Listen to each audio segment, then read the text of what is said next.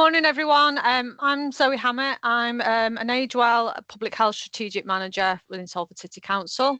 And it's a real pleasure to welcome you all today to this webinar that Emma and Caroline have kindly set up as we mark International Day of Older People, which takes place tomorrow. Each year on the 1st of October, communities around the world come together to recognise the immense value that older people bring to our lives. This year's theme is Building Belonging, celebrating the power of our social connections, which is a timely reminder that feeling connected and supported is essential at every stage of our lives. That's why today's event is about more than just recognition, it's about action. And so have clearly listened to older adults in Salford who want to know more about what support is available to them and crucially how to access it. So we've brought together a brilliant lineup of speakers and organisations who are going to share with you practical help, creating opportunities and building inclusive spaces where older people can thrive. So over the next 90 minutes, you'll hear from health professionals, other organisations, service managers, who are all working to make Salford a place where ageing well isn't just about hope, but it's a reality. So whether it's preventing frailty, accessing welfare advice, joining local activities or finding support in times of need, this webinar is your gateway to information, connection and empowerment. So thanks again for you all joining us. Whether you're a professional, a volunteer or a carer or an older person yourself, your presence today helps strengthen that community spirit. So let's get started. And I think we've got Antonia from Age Friendly Salford as the first person. Am I correct? That's right. Thank you so much, Zoe. Really appreciate that introduction. Thank you.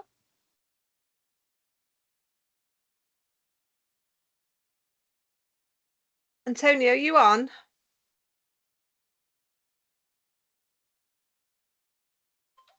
Apologies, I wasn't aware that I was first, so just give me a second.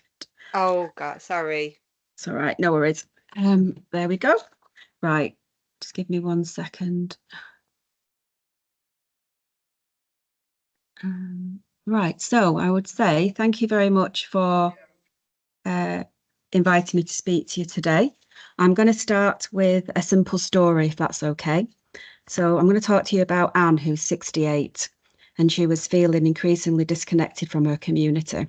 She was a retired NHS worker and she was a former gymnastics teacher when she'd spent much of her life helping other people. But after retirement, her social world began to shrink.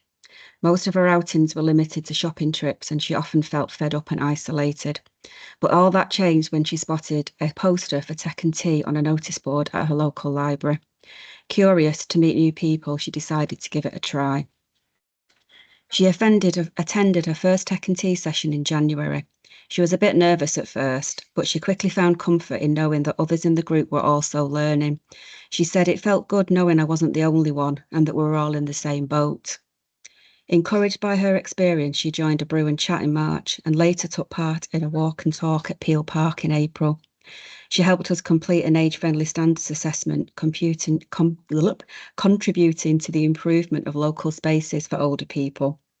Through these activities, she found what she was looking for: connection, confidence, and community.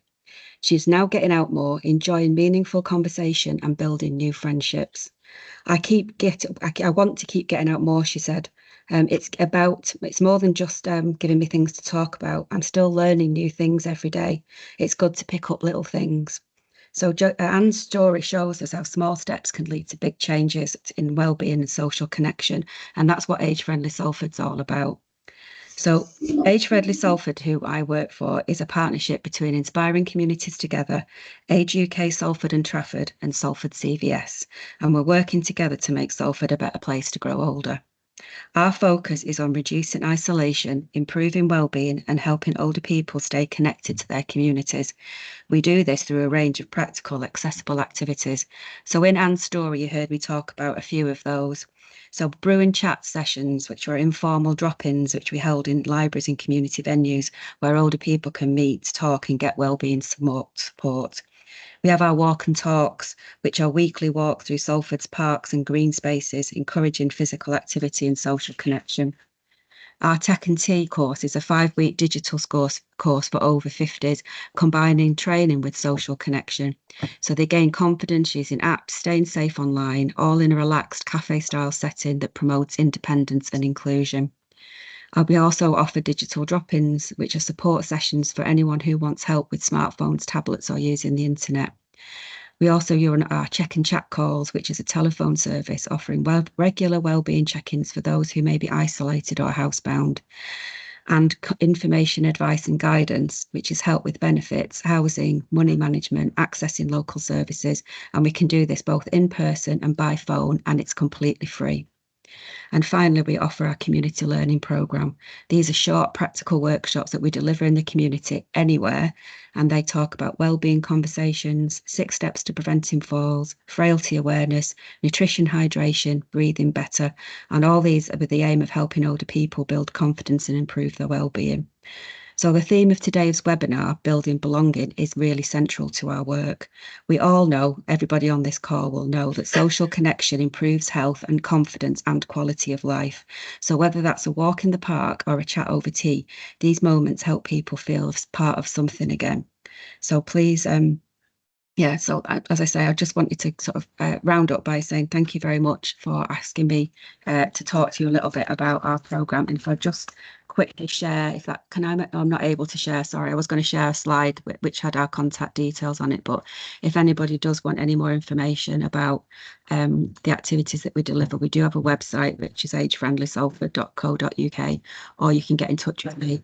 And I'm happy to direct you to the right person on the team. So thank you very much. That's amazing, Antonia. Are you all right just to drop it in the chat, those details, yeah, and then people can pick it up That's the from way there. of doing it. Yeah. And that's really powerful. Thank you so much for starting with the story about Anne, because I think that just entirely encapsulates everything that you do, doesn't it? And so thank you so much for that. Okay, so we're going to make sure that we've got time for questions at the end. So we're going to let everybody speak, and then we're going to come to questions at the end. So we're going to hand over now to Lucy Reynolds from Salford Leisure. Oh, would you like me to share slides or not? No, you're right just talking to us, Lucy. Yeah. Is that all right? Just tell us what you do. That would be amazing. Yep. So my name's Lucy Reynolds. I work for Salford Community Leisure. So I manage the postural stability and step up programme. So that is for people at risk of falls. It's a 24-week programme, postural stability, and we basically get referrals from people like intermediate care, community rehab, some GP surgeries. We do assessments at week 1, week 12 and week 24. So we just make sure that they're in the right place, basically see where they're at in terms of a baseline, and then monitor their progression. The classes are currently free, and we do provide transport. We have tea and biscuits as well, so that's like our bribery to get people to keep coming. So the exercise is an hour, and then we have 15 minutes for tea and biscuits. We've been running this programme for a long time, and it's gone from strength to strength. It used to just be a 12-week course, and then that was the end of that. Whereas now it's 24 weeks. We stagger the classes, so they're happening in 4 different areas at a time, and every 12 weeks a new 24-week course starts. So we cover the city, and then after the 24 weeks we do have an offer after that. So there's something called Step Up. So that's a more advanced exercise class, whereby we do more like a circuit style. So it's more challenging exercises. The whole point is that we want people to keep getting better and stronger and more independent. If you just stay at the same level and don't progress or stop coming, all those benefits are going to disappear. So we want to keep encouraging people to be active and get stronger and fitter. So yeah, we've got various different signposting options. We also do education talks as well. So basically we'll talk a little bit around nutrition and hydration. We'll talk about eye health, the importance of going for hearing tests and things like that. And then we also do something called backward chaining. So backward chaining is basically how to get up off the floor. Now, some of our clients aren't able to do that, so we do demos, but the idea is that we work up to that, and all the exercises that we do are looking around basically how to help people get to that point where we can practice that. Obviously, if we practice it, when the time comes that we need to use it, it's easy. And we have so many people saying that they had a fall and they were able to get up because of what they'd learned. So that's huge. I was going to share. Can I just show you some quotes? Is that all right? I don't know if you. I'm not. No. Okay. Try. I'm not sure if you've got permission. Let's see. Can you share? Oh no, I can't. Right. Okay. Oh, sorry. So I'll just read them out. Read them out. Yeah. So some quotes that we get things like, I'm not using my stick around the house. I'm able to go on my knees. I enjoy coming. I can see all the improvement. I can keep doing more for longer. I'm better able to manage my anxiety and stand and move around. It's got me able to go out. I'm learning what my body can do. So people get so much more confidence from coming to these classes. So it's basically trying to empower people to be able to do more. We also send out newsletters every quarter and keep in touch with people that don't keep coming to the classes.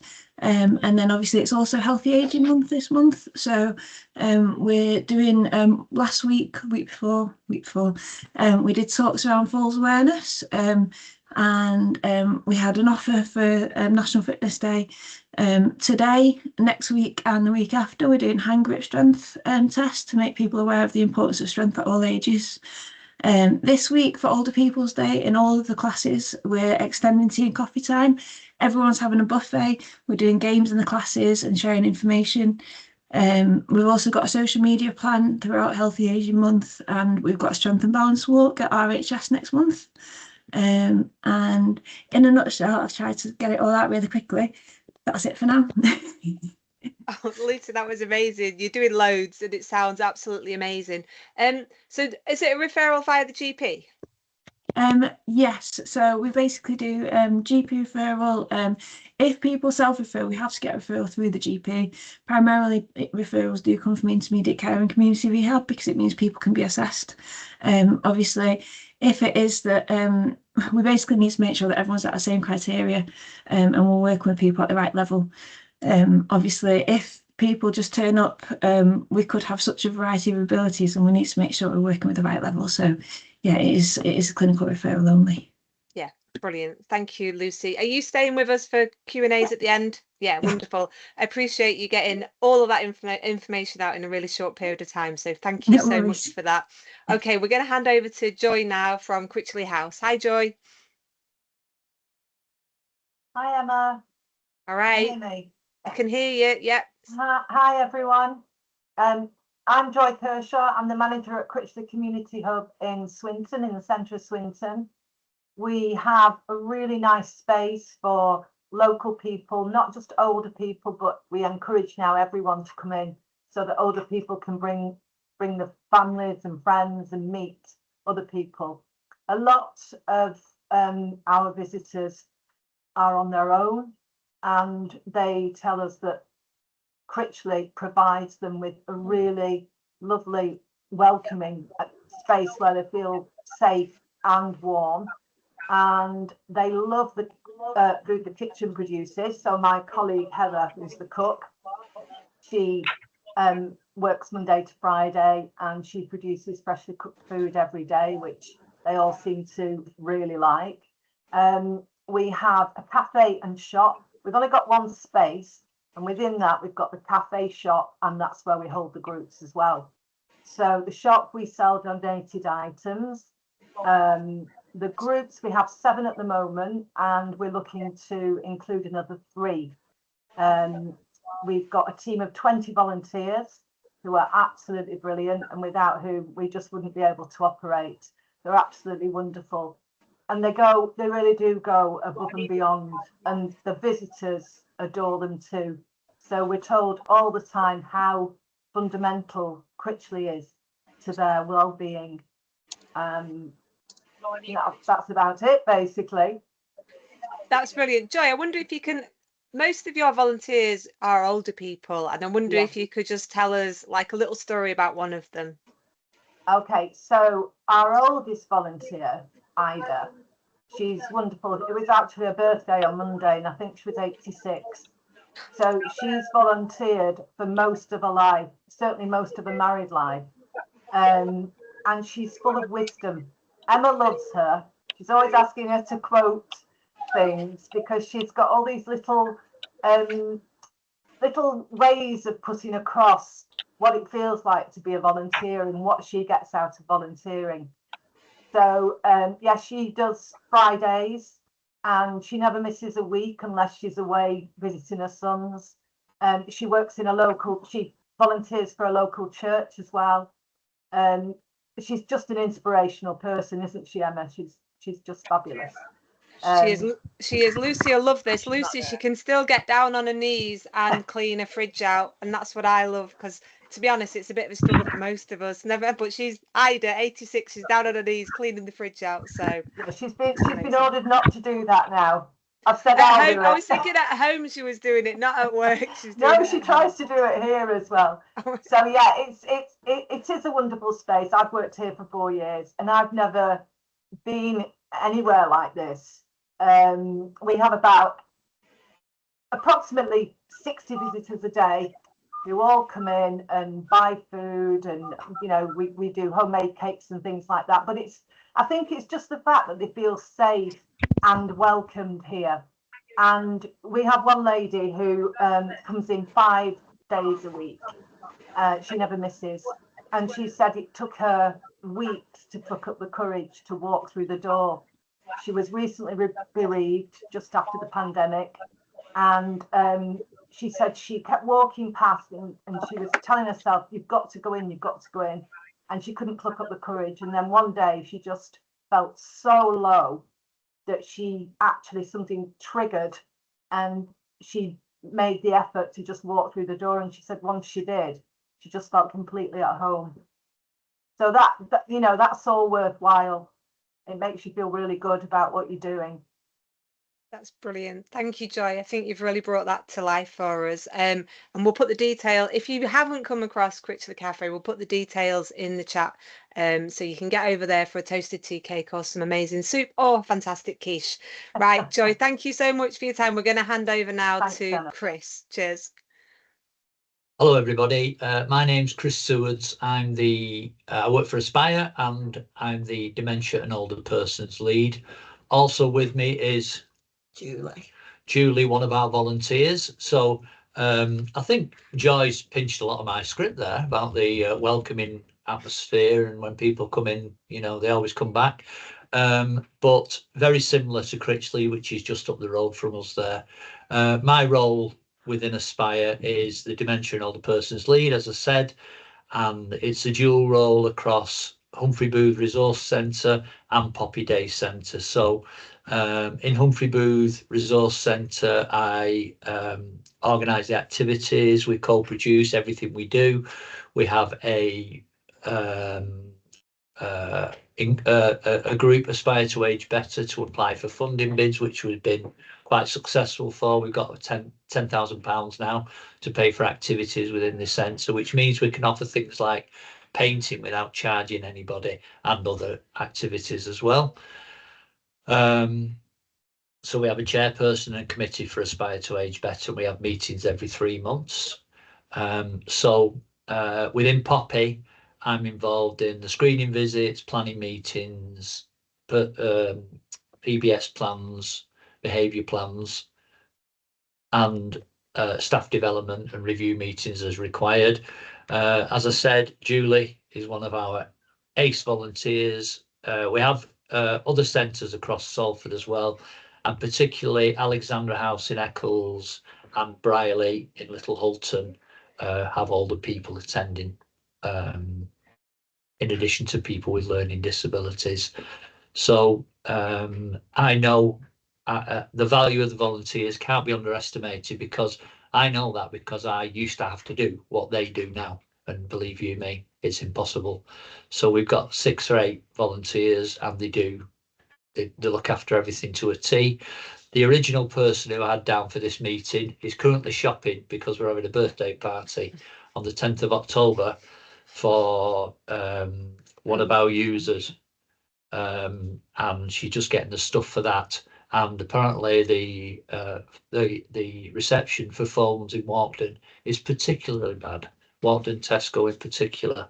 So I'll just let Julie say a few words now. That's enough of me rambling on. Right. It's just to talk about Humphrey Booth is similar to what Joy's been saying. When you hear me, you're right. Sorry. Yeah.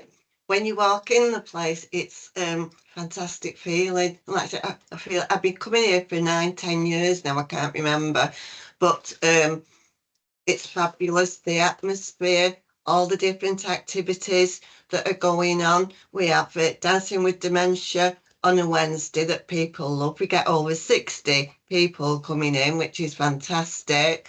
Bingo, dominoes on Thursdays, curling, chair exercises. There's always something for somebody, and you've just got to walk in once, and that's it. And I always say, you walk in as a stranger, but you leave as a friend, and you're always welcome, and you're always made to feel wanted and cared for, really. And I think it's the caring and the support to know that you're not alone. And if you're going home to an empty house, you know that you can come here the next day and it's not a 24-hour thing that you're on your own and you're talking to yourself or watching television over and over again. There's activities, there's people to talk to. The staff are fantastic. Love the staff.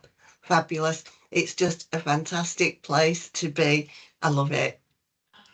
That's really lovely, Julie. I think you've painted a picture now of how it feels when you walk in, and I agree. You definitely feel like you've got a big friendship circle as soon as you step into Humphrey Booth. Can I just say, Julie didn't know she was doing this until 11:10. So, well, Julie, you smashed it. I mean, Chris has had a few weeks' notice, and he's not done that well. So you've done great. Well, when it's true, it's easy. It just flows. Yeah, that was wonderful. Thank you so much, Julie. Thank you, Chris. We're going to move on now to Eamon. Good morning, everybody. My name's Eamon Green. I'm a lifestyle coach for Beyond Empower in Salford. I've cadged a room at the Link Resource Centre. So there's people walking through from time to time. So if you hear doors slamming, that's what it is. They've also left the heating on as well. There's a radiator behind me, so I'm melting here. So yeah, we're Beyond Empower. We support people in Salford who have a disability to be more active. So we support people from the age of 16 upwards. I think my oldest client when I saw them was 91. So we support a range of ages, but most typically we support people, older people over the age of 50. We support all disabilities, including physical disability, neurological illness, deaf, visual, learning disability, and chronic illness. The support is typically for 8 sessions. We say 8 weeks, but if people miss a week through illness or another appointment, then we just carry the session over till the next time. And our support, or my support, is to support people while they do the activity, to motivate, encourage, and guide them while they do it. So we support people either on a one-to-one basis, but more recently we're supporting people in group settings, simply because of the sheer number of referrals that we're getting. So the groups typically are 3 or 4 people. We try and locate people, put people in a group in an area where they live. So I've had groups in Eccles, Earlham and Swinton. The referrals that we get come from a variety of sources, including GPs, physios, social prescribers. They're probably our main source of referrals, actually. Social workers, but people are also able to self-refer. You don't necessarily need to go through another organisation. You can self-refer directly into the service, and people can refer family members if they wish to do so as well. So once I get the referral, my job then is to arrange to meet that person on a one-to-one basis when we carry out an assessment. And the point of the assessment is to find out more about the individual, find out what their goals are, and find out what activities of choice that they have. The assessment that we do includes a mini health check, which includes weight, height, blood pressure, glucose level, cholesterol level, and a peak flow test. And we also ask questions around a person's well-being. Typically, how healthy do you feel? How able are you to do things for yourself? How happy are you during the day with things to do? Those sort of questions. The reason we do the health checks and the well-being questions is to get sort of a baseline. So after we've supported people for the 8 sessions, we redo those checks and we can compare the 2 sets of scores and see, you know, if people have made progress, if they've hit the targets and so on. So in terms of the targets that people have, typically the clients that we meet, they have the targets that include, for example, they want to lose weight, they want to get fitter, they want to get stronger, they want to meet new people, they want to join a social group, and so on. So those are typically the sort of goals and targets that people have. In terms of activities, that does depend on the individual and what they want to do. So, for example, people maybe want to join a walking group, they want to attend a local leisure centre, they want to go swimming, they want to join an art and craft class, and so on. The choice of activity is driven by the individual, although we can make suggestions if people are a bit unsure. I've mentioned the groups that we support. An example of is a group of ladies that I've supported in Eccles every Friday morning, and their exercise, they were doing like a mini circuit session, which included using stationary bikes in the gym, using the rowing machine, and doing some lightweight training. Similarly, now I've got a group in Earlham on a Friday afternoon, and we're doing a similar sort of range of activities with them. The groups that I've supported in both centres included clients in their 70s and one in their 80s. So, as I say, it's typically people of that age range that we support more than others. On a one-to-one basis, I'm currently supporting a gentleman in his late 60s who is blind, and he's quite a low ebb, to be fair. I went to see him a couple of weeks ago and he was really down in the dumps and quite depressed. So I'm supporting him at the moment, just doing some sort of gentle walking outside his flat. He's not really vacated his flat for quite some time now. So as I mentioned, we do those checks at the start when we meet people, and again at the end of the 8 sessions to see how people have progressed. We'll also keep in touch 3 months after that, and also at the 12-month stage to see how people are progressing. If after that time, for whatever reason, people have regressed, then they can reapply to come back into the service, where we'll offer a lighter touch range of support. So to be eligible for our programme, you either have to live in Salford, or at the very least have a GP who is registered in the city, and then you're eligible. I'll put the details of what I've just said in the chat for people to share, which includes an email address and my telephone number if people want to find out more to apply. Thank you. Eamon, that's fantastic. Just before you go off, just share us a story of someone who you've worked with, you know, you've worked with them through the programme, and tell us where they've got to. I'll pick Tony, who's a blind chap, lived in Eccles. He was going to the local leisure centre before COVID struck. He never left the house. He lost his guide dog, so his confidence was at an all-time low. So we went to see him, got him back to the leisure centre. I mean, fortunately, he lived down the road from the leisure centre, so we could walk there. So he was going for the 8 sessions, loved it so much that one of our volunteers, Dan, picked up the gauntlet and took him after we'd finished with him. So Dan and Tony are still going along to Eccles Leisure Centre, where he's greeted warmly by all the staff when they see him. He's met his targets, which was to get fitter. He's lost some weight, and he's pushing quite serious weights in the gym now, to be fair to him. And how is he in himself? Eamon? Oh, he's fine now. It's a lot better. Yeah. Brilliant. Thank you for that. I think that helps just to bring to life what you've just told us. So thank you so much for sharing the story about Tony and Dan and you. Thank you, Eamon. If you pop those bits in the chat, that'd be really helpful. And we're going to move over now to Catherine Connors. Yeah, will do. Thanks, Eamon. Okay. Hello. Hello, how are you doing? I'm good, thank you. Thanks for asking me to come and speak to everyone. It's been really interesting hearing everybody so far. So I've been making lots of notes of things I didn't know about. Make sure we pass the information on to people that we speak to. So I'm Catherine Connors, and I'm the service manager in this council's Welfare Rights and Debt Advice Service. So I'm just going to talk to you a little bit about what we do and how we can help people. So we are part of adult services in the adult social care part of the council, but we work with lots of different organisations, people in the council, but also health. So the care organisation, GP practices, mental health services. And what we do is we provide people with independent and confidential advice about their money. So welfare rights is advice about benefits and the social security system. And the debt advice part is obviously helping people who are worrying about owing money to people.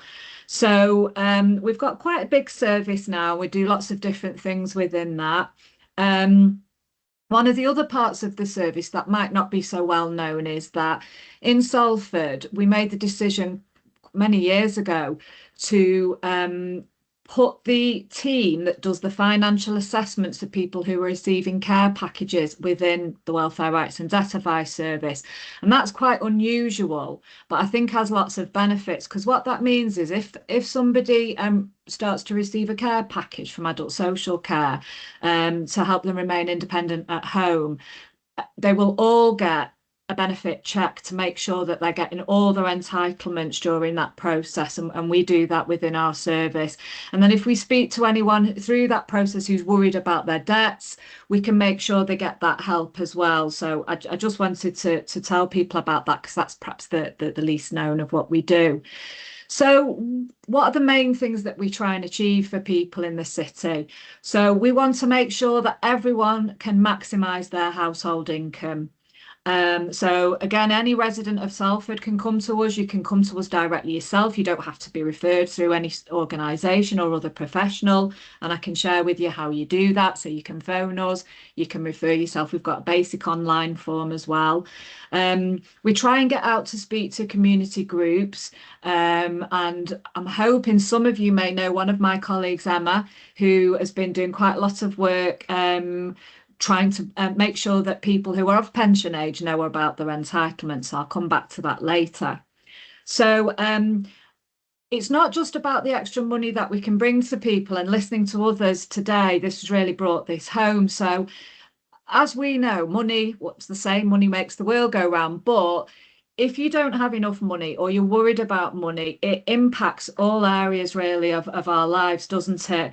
So some of the other things we look to achieve for people is by making sure that their money is stabilised, they're claiming everything they can, they're not worrying about debts and bills, that we put people a little bit more back in control of things. And when you feel in control of things, you've got more choice. So we're about enabling people to make the right choices, to make informed choices, and also to enable people to participate in all the wonderful activities that we've been hearing. Because sometimes people will come to us and say, well, I know that there's something that goes on, but I'm not worried about putting my heating on. I don't want to spend money getting there in a taxi. And people are making really difficult choices like that. So we're about trying to expand those choices for people by removing that worry around money. So a little bit more about what do we do when people come into us for support, and why do people come? So I was thinking about this yesterday, and I think people come to us at changes in their lives. So if you think about some of the life events that we all go through from being young to when we're getting older, they will impact on money. So we often get people come to us where perhaps they've been diagnosed with a health condition which might limit them, or they're thinking about, well, I need to make some changes in my home. You know, I need to afford a cleaner, or I want to have a downstairs toilet, things like that.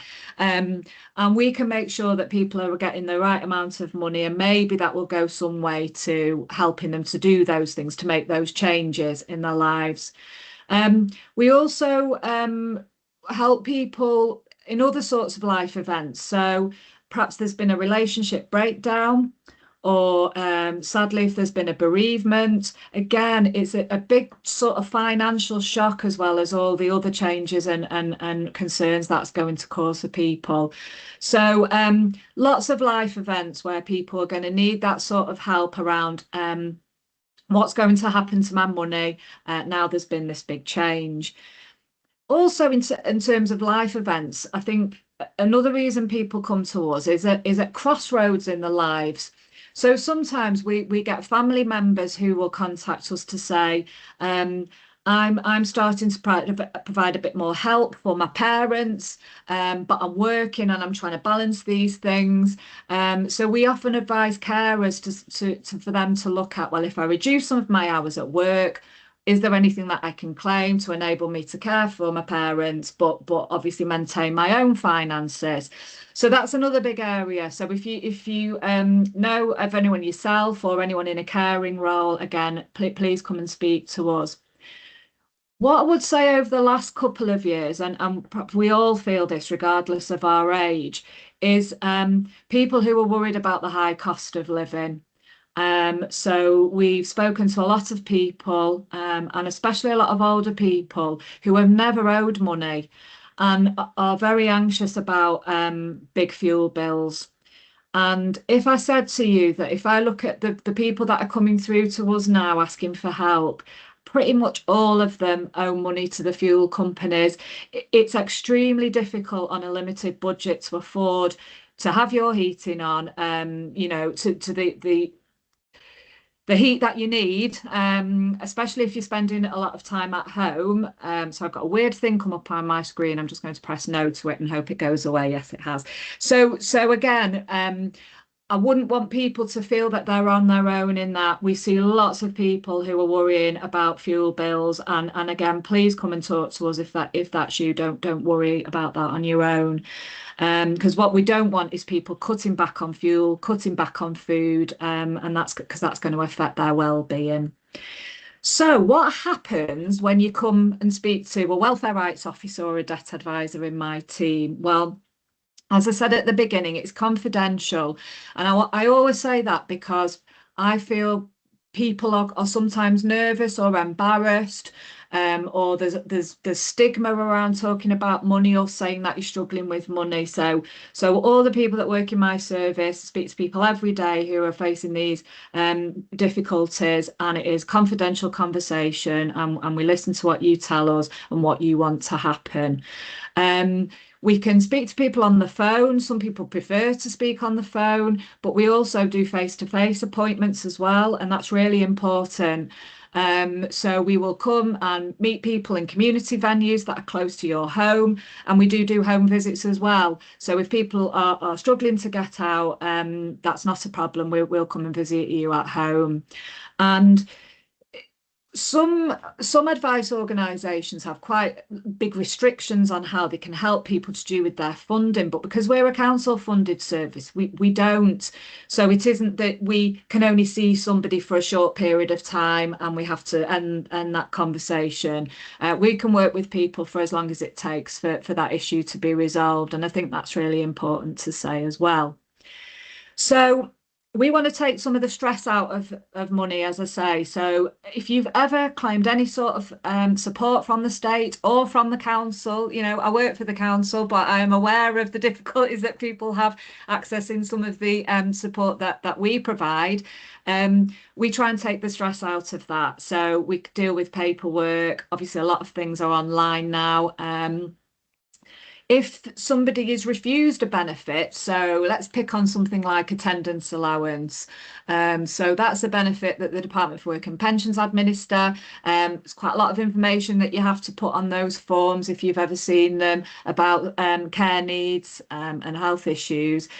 If a decision is that somebody isn't entitled, we help with an appeal. So we appeal, go to appeal hearings with people. It often doesn't get to that stage. We can resolve it before then, but that's the sort of thing that we can do and take the stress out of that. So just to finish off, I'll give you and I'm always shocked by this, and I've done this job for 30 years, so I think you might be a bit shocked by this as well. So some research came out recently that says that there's around 24 billion pounds of unclaimed state benefits out there. 24 billion pounds. So for the reasons that I've mentioned, I think people are embarrassed to come forward. They think, well, I've got some money in the bank, so I'm probably not going to be entitled. What's the point? Please, some of these are myths. So yes, some benefits you have to have, limited savings, etc. But other benefits you don't. So you might be surprised. It's always worth getting it checked out. That won't take long. If you've got the information there for us, we can go through it and give you a fairly straightforward answer pretty much most of the time. And just to tell you what we've done recently in Salford, we got some funding through the council to set up a team of 3 workers just to focus on older people and make sure that we get the message out about the benefits that they can claim. So we're about 17, 18 months into that 3-year special work. And we've already brought in that 17 months, nearly £4.5 million to pensioners in the city who were missing out on benefits. So advice really works. So if you, anything today that I've said, you think, actually, I'll give that a try. I'll put the links in the chat and we'd be more than happy to speak with you. So thanks for asking me to come. Oh, Catherine, that was amazing. What big numbers, 4.5 million. Wow. And then the 24 billion, that's a huge number. Still out there. Still out there. So you're going to put some information in the chat. We're doing really well for time, everyone. So thank you for being so succinct with your presentations. So in about once Sandra's our last speaker today, and once Sandra's finished, we're going to move into a Q&A. So if somebody said something and you want to ask a question, you can either drop it in the chat or you can just ask that person. So start thinking about your questions now, and I'm going to hand over to Sandra Derbyshire. Hi, Sandra. Hi everyone, I'm Sandra Derbyshire. I'm from Salford City Council. Thank you again for inviting me today. I think it's been really, really interesting, and I've certainly learned a lot in terms of what I've heard so far today. So thank you. So yeah, I'm the service manager at Salford City Council, and I manage Salford Assist, which is the council's discretionary support scheme. In other words, it's a local welfare provision which supports residents in Salford that are potentially maybe facing a financial crisis or an emergency. Just to say, there's 3 schemes that we're currently running. The first one, which I refer to as our emergency immediate assistance scheme, is where we invite applications from people in the city who may be struggling with the finances, i.e. they're struggling with food, they're struggling to pay for the fuel, they may need a new bed, they may need a new chair, and they haven't got the funds to provide that themselves. So we invite applications from people, and we don't get a lot of applications from older people in the city, so we're really great to come along today and sort of spread the news about our service. But we'd want to invite applications from them, and because of the urgency of those applications, we try to turn those round and give people's decisions within 48 hours, because often, it can be a real crisis situation. The second strand of the scheme is what I refer to as our resettlement grants, and these are mainly from people who are moving around the city into new property, and may well include older people in that. So it could be people moving from furnished property into unfurnished property, younger people that are fleeing domestic violence, and again we're able to support them following an assessment with some of those essential items that they may need to set up a new home, and that could be a cooker, that could be a fridge, that could be a washing machine, etc. And that's a really, really busy part of our service. I know housing is a real issue in the city, but we're still seeing lots of people moving around. So that's a very, very busy part of the service at the moment. And then thirdly, hopefully what you're all more familiar with is the Household Support Fund. You'll have seen that on the news, and we've had the Household Support Fund in across the country for a number of years now. And this is funding that we get from the Department of Work and Pensions. And that's aimed at supporting our vulnerable households that are impacted by the cost of living. So some of the things that Catherine was just previously talking about is people are really worried about paying the bills. They're worried about maybe going out to a social club because they're worried about the cost of a taxi vis-a-vis the cost of actually putting the heating on. So we invite applications from people, and again, we don't have a large uptake for this service from older people. So, you know, if people are struggling with the cost of living, they're worried about putting the heating on, they're worried about how they're going to feed themselves, please encourage them to apply to our service, or give us a call, or we'll give them a call, or meet with you to actually support them. And what we're currently able to do under the Household Support Fund is for families, we're currently offering £200 for food and £200 for energy, and for single people £100 for food and £100 for energy.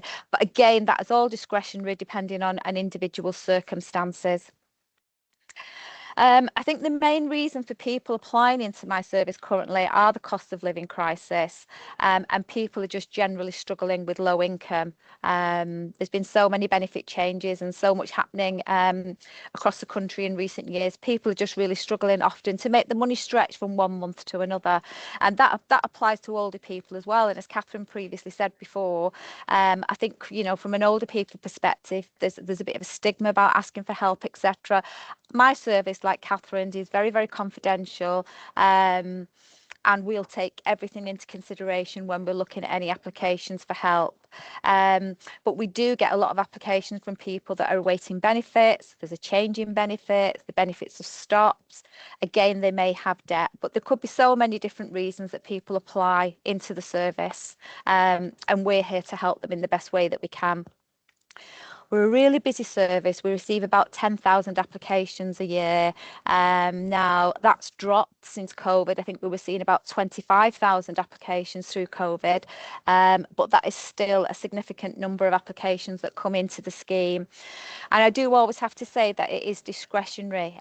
So there is an assessment process that we go through for people that apply. We need to ensure that they haven't got the funds available to purchase the items or pay for their own food and fuel.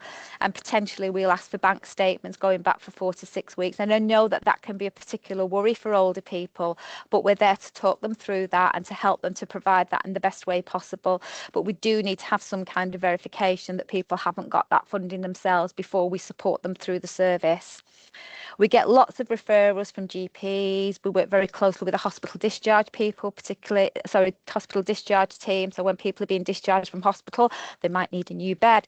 They may be diabetic and they need a fridge to keep the medication in, etc.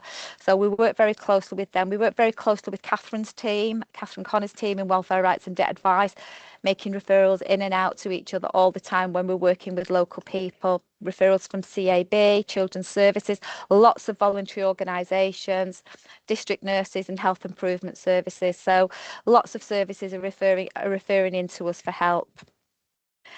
I think one of the main aims from the Salford Assist, people won't always realise this, apart from actually supporting people with the food or the fuel or the essential items that they may really need, it's really important that we get to the root cause of why people are coming to the service, because without that, the situation is not going to improve for them.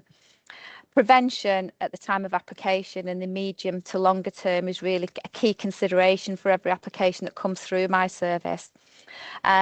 So the process when people apply is that we will be looking and undertaking a thorough assessment on other support that can be offered, so we can make sure that we can make those appropriate referrals, including some of the services that have been described today, to get the further support that they need in the medium to longer term. And that could be through social isolation, that could be welfare rights and debt advice, it could be fuel poverty, it could be gambling, it could be mental health, there could be a whole host of issues that people are struggling with when they apply into my service, and they don't always realise that there are these underlying issues. That they initially think, oh God, I can't pay my phone bill, or I can't feed myself and my family next week. But actually, when you start to talk about that, it's often much, much wider. So a key and important role for my service is to start to address some of that, to understand what it is for people, and then obviously with people's consent, is to refer them in and get them that help that potentially they may need, to help to turn their lives around a little bit in the best way possible. Just to add then really is that applying is really, really easy. I think it's really, really easy. People can apply online. I know that's not great always for older people, but they can call into the local gateway centres or Broughton Hub and get some help to fill in an application form. They can call the office and we'll take applications over the phone and do the assessment over the phone. The service is mainly digital. We don't have that face-to-face service because of the numbers of applications that are coming through the service.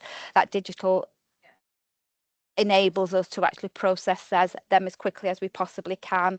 And yeah, we get out as much as we can to events across the city to promote the service. So yeah, please, if you're working with older people, you can see that they're struggling in any shape or form, please put them in touch with Salford Assist, and I'll put the details in the chat. Thank you very much. Wonderful. Thank you so much, Sandra. That was really, really interesting and great to know there's all that support available for people. So this is our spot now for any questions. So if you've heard anything today, we've had 7 amazing speakers who have all been very succinct and sharing some fantastic projects and support that's available for people. I've got a dog who wants to go for her walk, Maither and me. So if you have any questions, this is your time to ask your questions. So can we all turn our cameras on, and can you take a photograph, please? Is that okay with everyone? Has everyone been to the hairdressers? Everyone happy for a photo? It's purely and simply I can put it on my report then. Oh yeah, I mean, as long as you get your report done, then don't worry about us. Well, that's the evidence to show how good these webinars are, to have them in the future. Thank you. I'm going to take a photo now, so please smile. Oh, Joanne can't turn hers on. She's not done her hair. Right, so do you have any questions that you want to ask?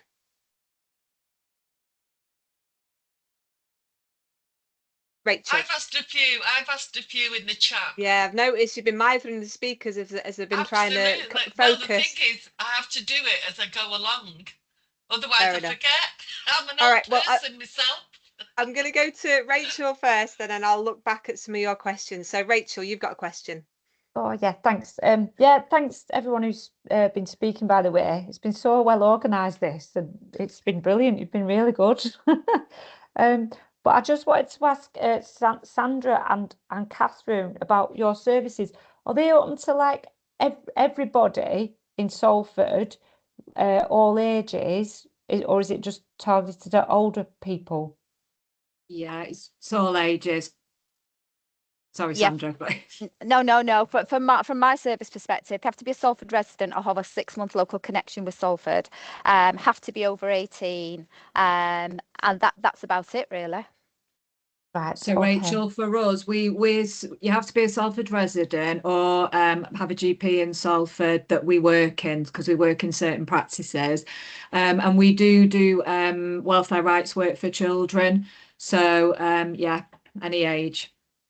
Okay, that's great. I think I'd really like to get in touch with a lot of people on this meeting in terms of just talking about the services and that. Is there any chance we could do that somehow? Yep, Caroline, you can circulate that, can't you? You can circulate contact details of all the speakers with everyone who's attended. Is that okay? Absolutely. I'll just add the context to the agenda.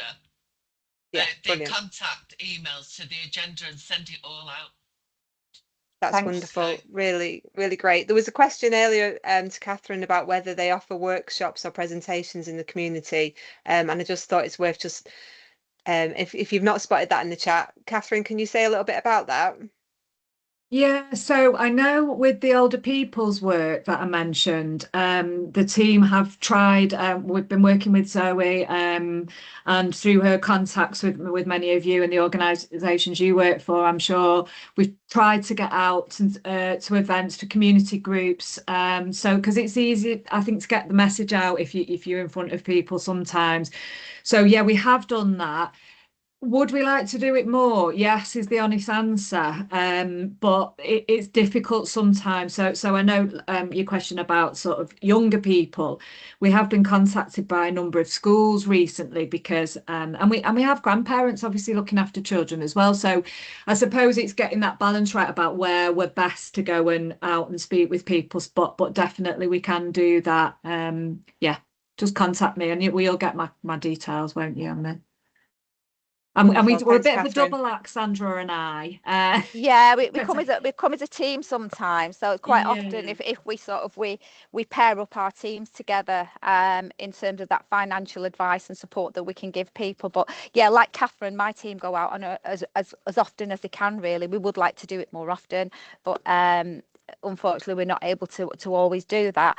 But yeah, if anybody would like us to come and talk to any of your staff about the services that we offer and how to make sure you can link into us and as simply and as quickly as you possibly can, if you're working with people that are struggling financially, then just drop me a line and I'd be delighted to organise that. Brilliant. Can I just say, you have 3 really big groups on here. You've got Age UK Critchley Cafe. You've got Chris's group in Humphrey Booth Resource Centre in Swinton. You've also got Kath Riley's group, Open Door, for people with dementia and their carers. And Age UK have a realm of groups under, under different guises, but, so it's up to them to contact you. Is that right, Catherine? So you can work it in with your diary. Yeah, I mean, and it wouldn't necessarily be me because I don't do the day job, so I'm a bit rubbish sometimes. But so I know we've got a spreadsheet with all the places we've been, so we might well have been to some of those groups already. I'm not as doing it, but I can check, and if there's any gaps, definitely just drop me a line and I can. Can I just ask? Could you possibly share that list with me as an engagement officer, please? Yes, yeah, of course, That'd be brilliant, thank you. Yeah, no worries. So I'm conscious of time. We're in our last 2 minutes now. So if you got a question, or are you looking to wrap up? Oh, you're on mute, sorry. I was just going to say, I can do both, but I'm just thinking Sandra and Catherine, I don't know whether it was worth considering because we're obviously looking at doing some winter planning moving forward. So I don't know whether it might be worth us maybe doing a bit of a recording of just, an overview of what the service is so that we can then share that out. So like you say, I appreciate time is really, really difficult. And I know that's not as effective as, but it just gives people an idea of what they might be eligible for, an overview, really. So that was just what I was coming in for. I can see John's put his hand up, Emma, so. Thank you. Can you hear me? Yes. Yeah, just quickly, I'm John Holstead. I've just been recently appointed Vice Chair of the Salford U3A branch. Now, the U3A, the idea of it is for people who are semi-retired, retired, sort of the age range that in our 500 membership is between sort of 50 up until, we're still counting, I think with someone, the eldest is about 93. And we do lots of activities. It's a £10 membership for the year. Most of the sessions are fairly cheap, but we have things like walking groups, we have history, languages, book clubs, things like that. So I'm putting onto the chat the website. So if you've got people, particularly those who are feeling that they need to do something, they don't know where to go, they're getting a bit lonely, we've got lots and lots of activities where we may be able to help. John, can I just say, you have monthly meetings, is it at Eccles? We have it at a monthly meeting. It's at Elm Bank in Monton. It used to be at Eccles, but they moved it to Monton, just simply. Can you send me the list, please, of dates?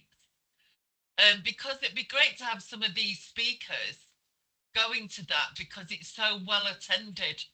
Yeah. You know, so to get that message out that they've said today. So I'll think your email address is somewhere on the list. Is that right? Yeah. Yeah. I'll send you an update, and obviously I'll just put the web address in, because that gives you a gateway into it. Yeah, if you send me the list of dates, then I can send that out to everyone that's been on today. So yeah. Okay, thank you. That's great. Brilliant, John. Thank you so much for sharing the amazing work of U3A. Zoe, over to you for a wrap up, if that's okay. And thank you, everyone. Yeah, I just wanted to say a huge thank you to Emma and Caroline for organising this, and also to the key speakers who have given their time to present to the group. I personally find it extremely informative. I find something new every time that we do these things. Obviously, it's a great way to celebrate International Older People's Day, and obviously, again, bringing it back to that theme of belonging and building belonging. You know, we want your help to help us get some of this information out to communities, and obviously, hopefully from today's event, we'll make some valuable connections for older adults, but again, across the generations. You know, it's really important to do that intergenerational. We can't do this without your support. So I hope you found it really useful. And yeah, just thank you. Really, really been a great event. So thank you very much. Brilliant. Thank you, Zoe. Thank you, everyone. I hope you have a pleasant afternoon, and we'll see you all again soon.